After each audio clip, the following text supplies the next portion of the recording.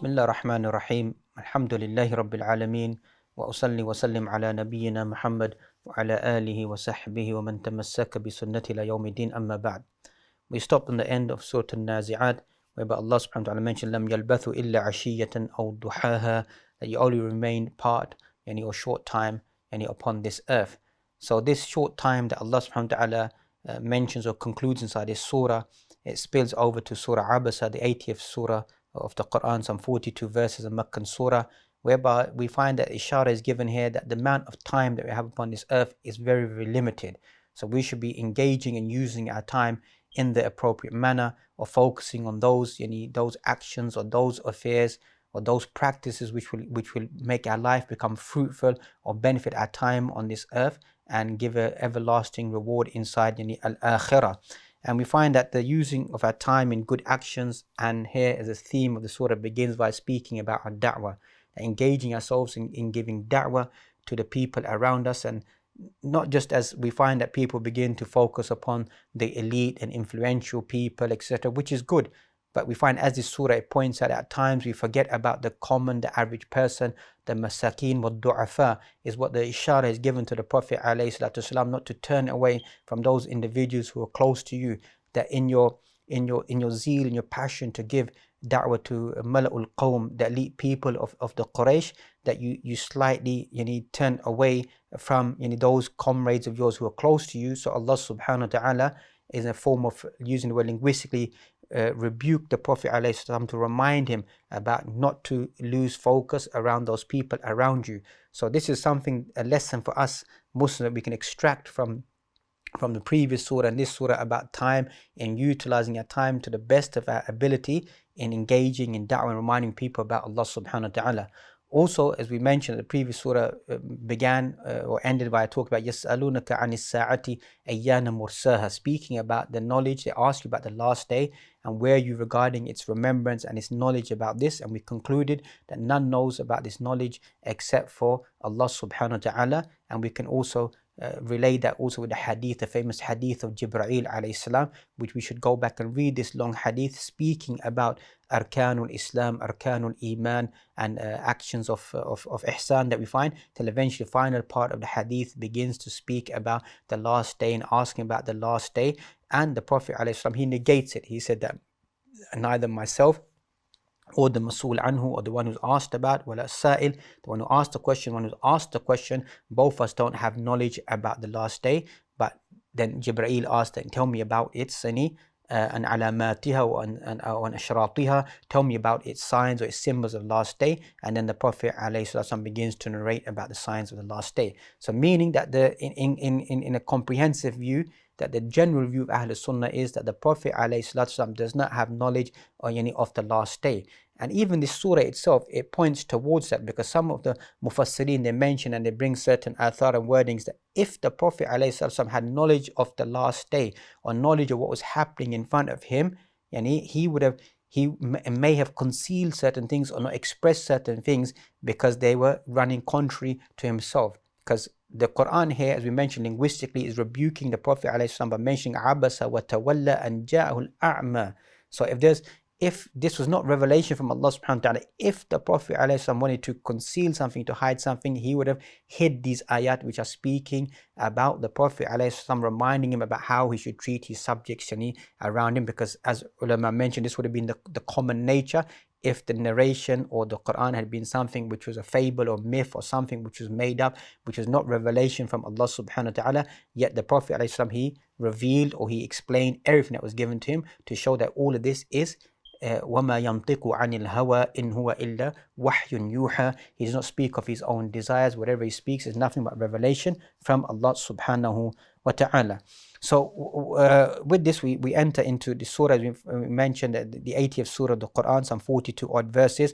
Once again, Imam Shawkani begins to mention there's 41 verses, as we mentioned previously, that these ayat, the verses are very small. So some ulama may link two small ayat together and classify them as one verse. And this is common, that you'll find in some works of tafsir that this will exist there. Anyhow, we find the name of this surah is Surah Abasa. And as you find Abasa carrying the meaning of that he frowned and made the image on his face. As-Safara is another name of Surah. Al-A'ma the blind one, or as-sakha, that we find is another name of this surah. Is always, when you go back to works of tafsir, they may select different names for the surah. And remember, names of the surah are not defined as exact revelation as such, the name of the surah, even though there's a great study that begins to take place. But certain surahs can have numerous meanings are given to them, or numerous titles are given to them. For example, Surah Ghafir, the 40th chapter, can be called Ghafir, and likewise Surah Al-Mu'min, Surah Tawbah, the 9th surah, can be called Surah Tawbah, or Surah Al-Qital, likewise Surah Muhammad as well, and it can be called Surah Al-Qatl as well, Al-Qital as well. So we find different surahs can have Surah Al-Isra, Surah Bani Israel, can have numerous names. Surah Al-Masad, Al-Lahab, that we find exist there, and all of these are narrations that go back. And in some, as we mentioned, some ulama begin to say that everything about the Quran is unique in terms of the location which a surah is placed, and the names of the surah, etc., is all divine from Allah subhanahu wa ta'ala.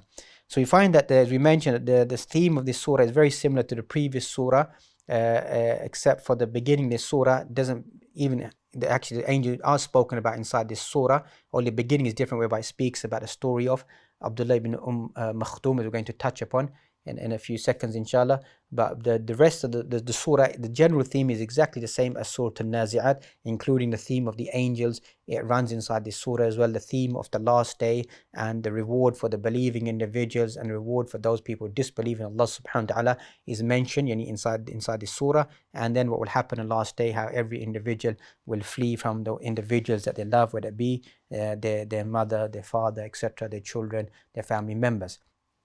As for the reason of sabab al-nuzul of the surah that we find, so a large portion of ulama speak that the first portion of the surah, Abasa wa tawalla an ja'ahu al-a'ma wa ma yudrika la'allahu yazzakka, that these ayat were sent down regarding Abdullah ibn Maktoum, who was a blind companion of the Prophet alayhi salatu wasalam. So we find that certain virtues, just to help us to understand who this individual was, you find that the Prophet alayhi salam, he had two mu'adhins, would give the call of prayer. The first one would be Bilal, and the second one would be Abdullah ibn Makhtoum, who will give the would give the adhan.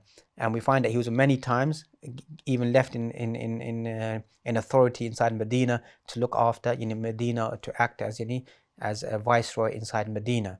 So this individual was a very highly respected individual, and the Prophet ﷺ loved him dearly, and even advised him to such a degree that we find that when he said that whoever hears the call of adhan, you have to respond to that call. So Abdullah ibn Maktoum highlights that, imagine this is a blind Sahabi, a blind companion, and he says that, it's difficult to come to the masjid, there's obstacles, etc. And obviously he's blind, he could trip over, fall over, etc., stumble over something. Yet the Prophet ﷺ, after listening to him, says, Ma ajid laka rukhsa, I don't find any excuse for you. So this shows that even if such an individual has been encouraged to attend the masjid, attend the prayer, and if this person is blind, and the streets are not as paved as they are today that we find, and etc. that we find, so this individual has been given no rukhsa, no excuses made for him.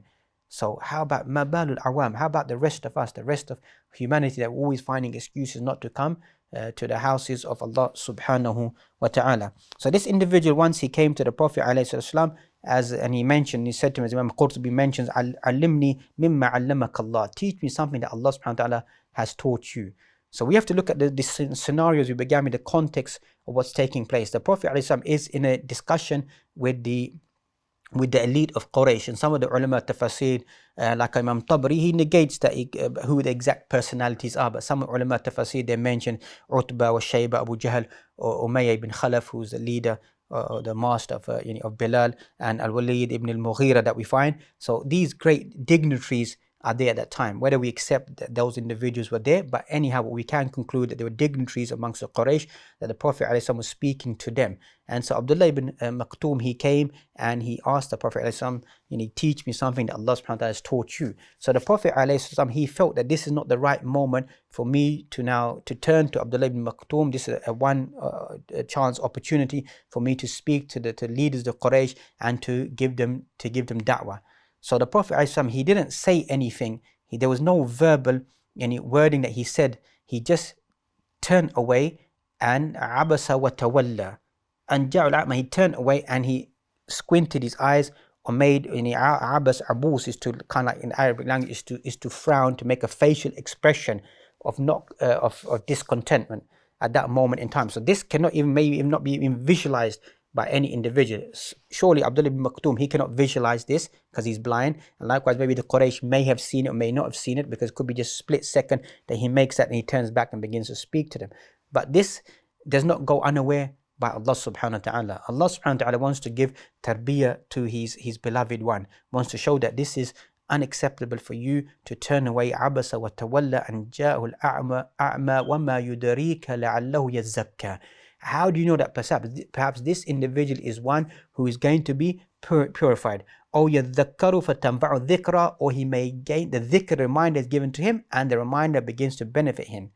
Amma man istaghna, and those who find themselves all rich, powerful, elite, have no need for God, no need for religion, no need for belief.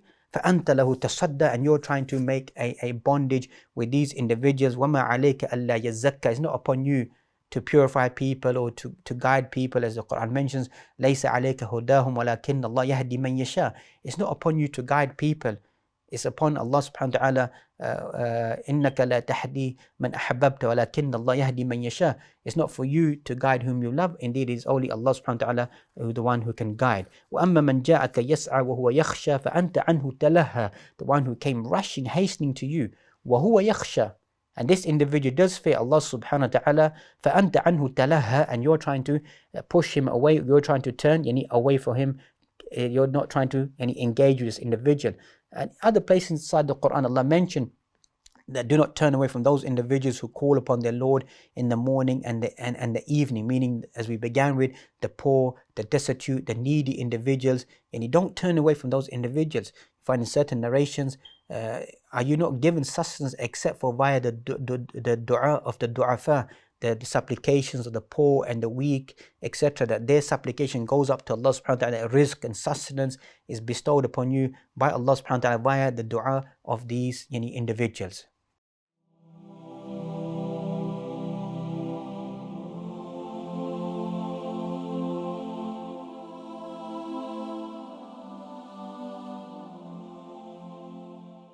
فَأَنْتَ عَنْهُ تَلَهَّى. So you begin to become one who turns away from this individual. كَلَّا إِنَّهَا تَذْكِرَةٌ. Indeed, this is a reminder. But this lesson, this story, this passage is a reminder, or the deeper meaning here is كَلَّا إِنَّهَا تَذْكِرَةٌ فَمَنْ شَاءَ ذَكَرَ فِي صُحُفٍ مُكَرَّمَةٍ, refers back to the Quran.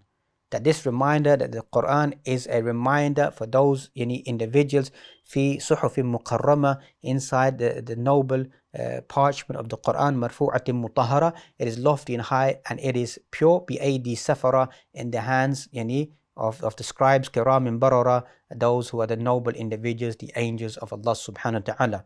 So here we find the impact of the Quran, that the Quran is there to be as kalla innaha tadhkira. Indeed, this is a reminder. The Quran is a reminder.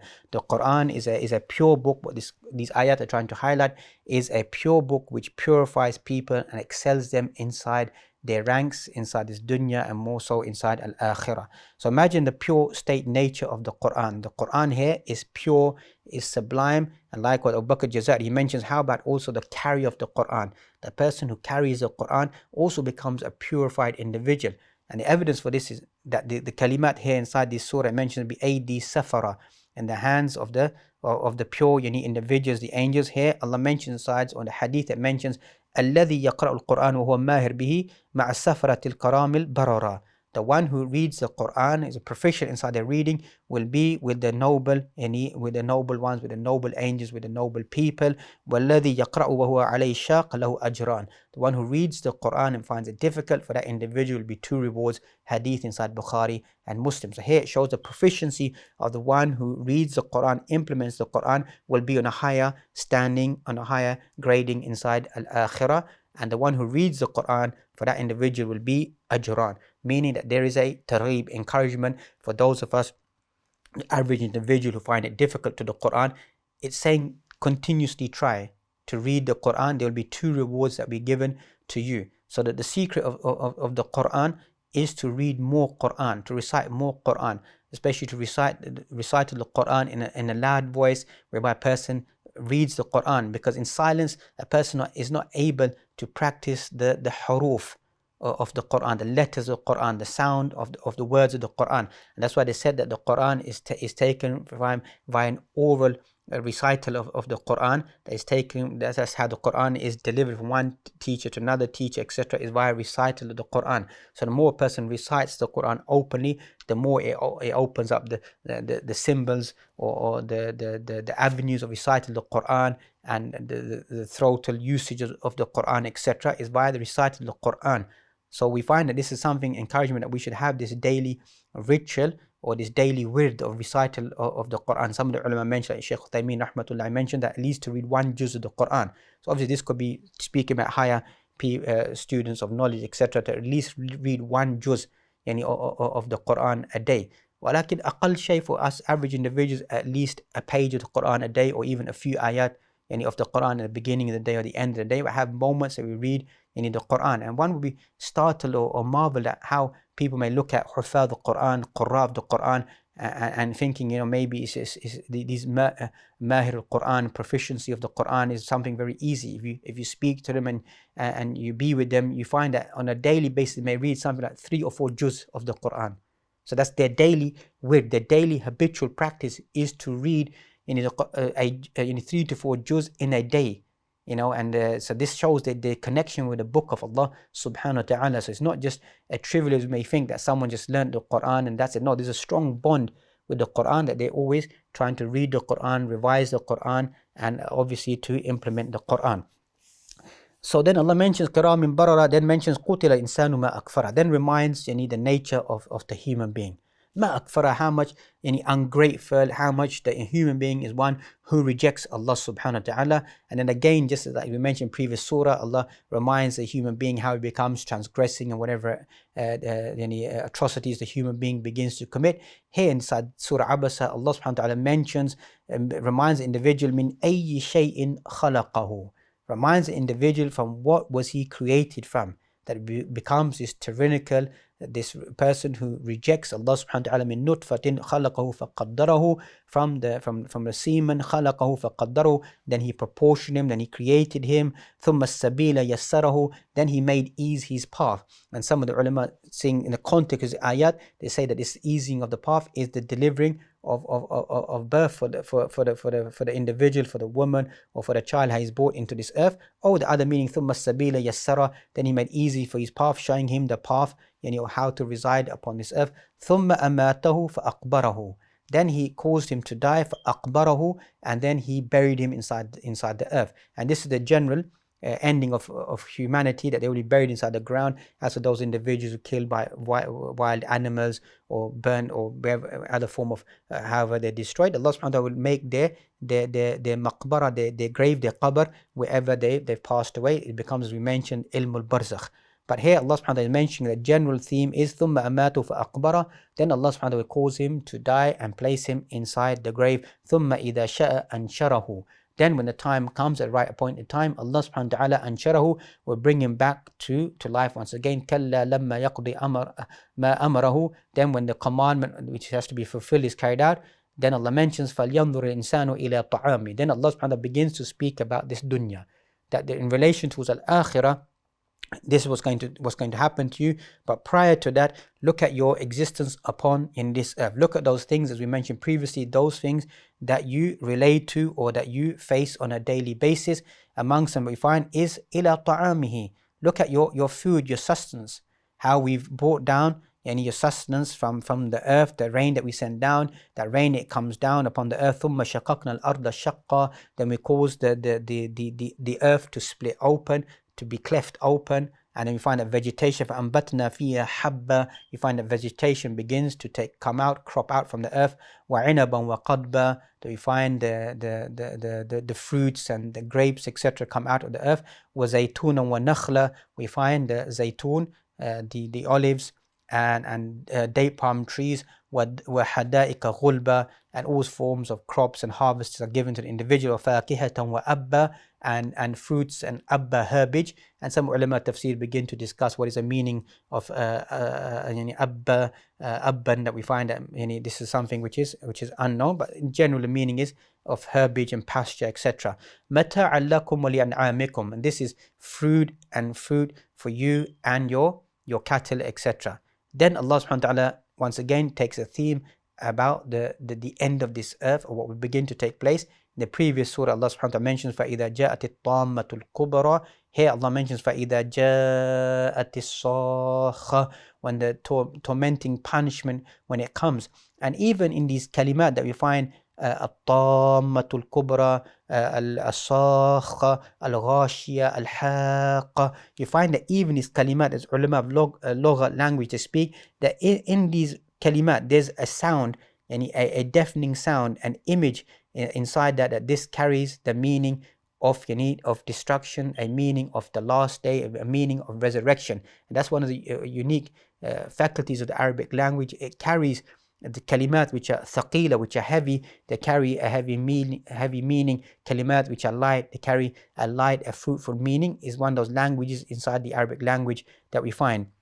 What will happen on that day? يَوْمَ يَفِرُّ الْمَرْءُ مِنْ أَخِيهِ, whereby a person will flee from his own brother, وَأُمِّهِ وَأَبِيهِ, from his own mother and his father, وَصَاحِبَتِهِ وَبَنِيهِ, flee from his mother, his father, from his own, his spouse, his companion, his wife, and likewise his own children. So these are the most أَحَبُّ الشَّيْءِ إِلَيْهِ, the most beloved things to him, is these elements of his family members that he will begin to flee away from. Why will a person begin to flee away from that which he loves so immensely? Because why? On that day, لِكُلِّ امْرِئٍ مِّنْهُمْ يَوْمَئِذٍ شَأْنٌ يُغْنِيهِ, every individual will have an affair which concerns him, that he will be worried about. That people on that day, وُجُوهٌ يَوْمَئِذٍ مُسْفِرَةٌ, some individuals, that their faces will be glowing on that day, ضَاحِكَةٌ مُسْتَبْشِرَةٌ, that they will be laughing and rejoicing, and they will be in a state of happiness, those individuals. So this is showing the people, the good people who followed the right path, who've taken the signs of Allah subhanahu wa ta'ala, who prepared themselves for the last day appropriately, they will be glowing on that day. They will be in a state of felicity, in a state of success, that their faces will be glowing on that day, and the signs of success will be clearly visible upon them. ضَاحِكَةٌ مُسْتَبْشِرَةٌ, laughing and rejoicing and in a state of happiness.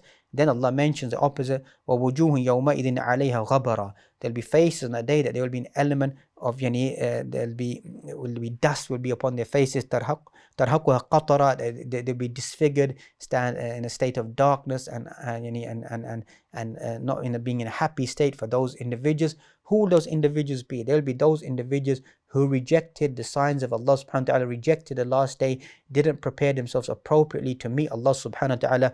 أُولَٰئِكَ هُمُ الْكَفَرَةُ الْفَجَرَةُ, those are individuals who are the disbelieving individuals, and those who are the rebellious individuals. So these are, as we mentioned, the theme inside these surahs, speaking about the last day, and the comparison about the believing individuals or disbelieving individuals, to help us to decide, in a sense of help us to begin to prepare ourselves to become amongst the people who are believing individuals, to follow their path, to get their reward inside al-akhirah, to be rejoicing inside this world and rejoicing inside al-akhirah, and not to become like those individuals who failed on that path, or did not follow the right path, and began to engross themselves inside this dunya, that even the mundane things of the fruits and the vegetables and the blessings that Allah subhanahu wa ta'ala gave to them, they're unable to see the signs of Allah subhanahu wa ta'ala, to make them to submit to a creator, to submit to Allah subhanahu wa ta'ala, and to prepare for al-akhirah. Instead, they will be individuals inside al-akhirah, that they will be disfigured individuals, and their faces will be gloomy and dark, and punishment will be placed upon these individuals. May Allah subhanahu wa ta'ala give us light inside this dunya, light inside our graves, and light inside al-akhirah. Make our faces be radiant on that day, and likewise our actions will come glowing and being radiant on that day, and benefiting us inside the qabr, inside the grave, and inside al-akhirah. May Allah subhanahu wa ta'ala facilitate that for all of us. Wa akhir da'wana anil hamdulillahi rabbil alameen.